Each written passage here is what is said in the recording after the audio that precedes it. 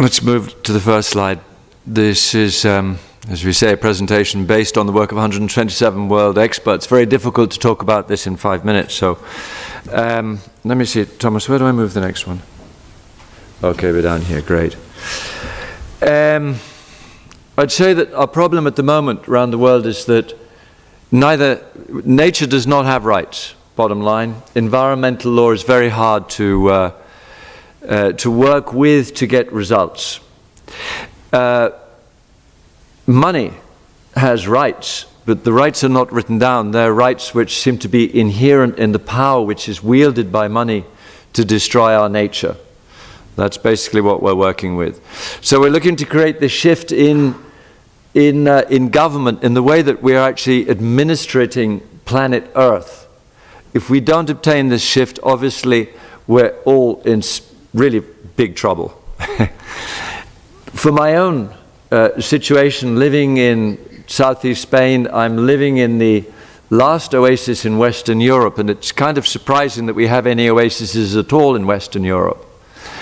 Spanish national television have aired our case in a documentary, Escarabajo Verde.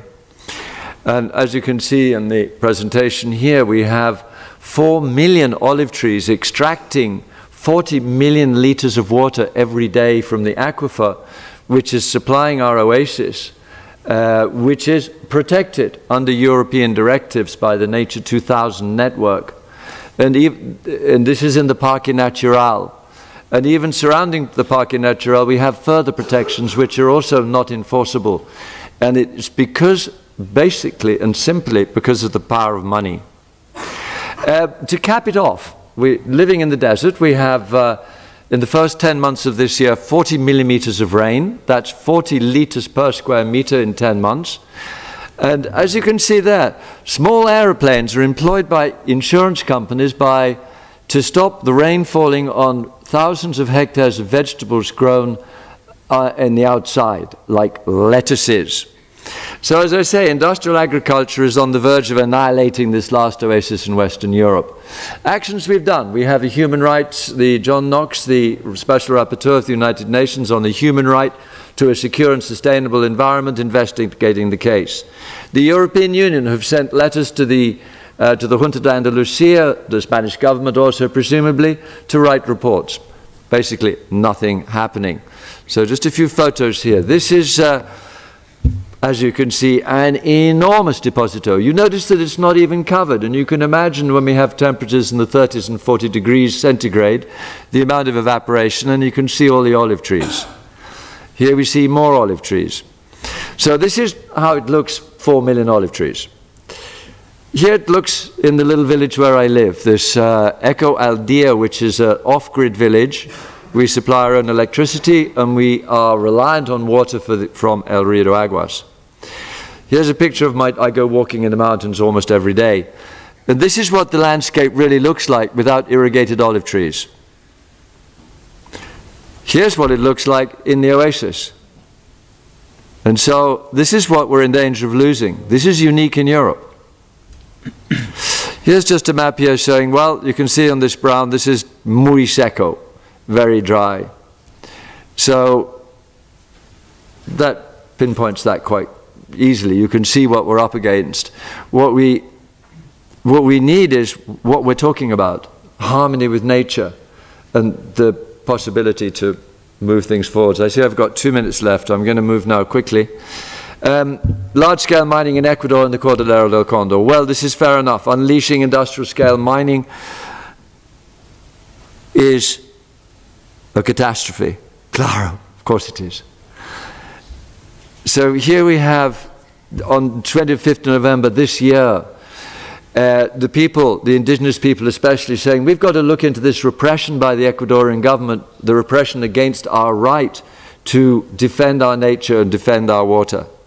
Here we have a picture taken just a few weeks ago of the military invading a small village called Nankins, where the Shuar people were regaining their ancestral territory. Here we have a declaration from the Sarayaku tribe saying, we will work with you. And the Sarayaku tribe went up to the International Court on Human Rights in Costa Rica and won their case.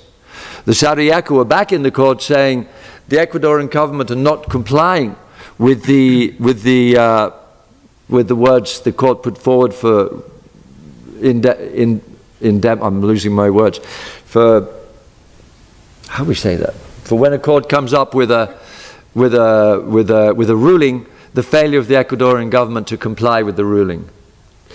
Here we have a picture. You can see exactly what it is. This is a resistance to the military and police to destroy their village in Nanquins. Here is a picture of the Cordillera del Condor, the start of the Mirador mine, which is going to be a vast open pit copper and gold mine, destroying the very lives of the Shuar indigenous people. It is basically a form of genocide, and I think Miriam will be talking about the work she's doing on this case a little bit later. And here is a picture of houses being destroyed. This is dislocation of the people.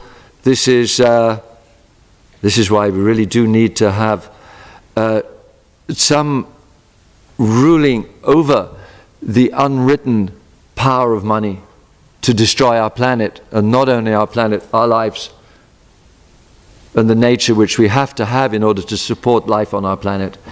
Thank you very much for your time.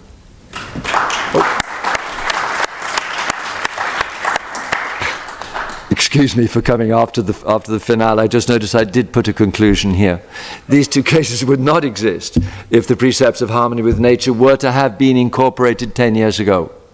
And we need to create a sense of duty to nature. If we have this in schools, colleges, universities, that we all as humans need to have a duty to nature, then I believe we'll have transformation on a huge scale and on a rapid scale. Thank you very much.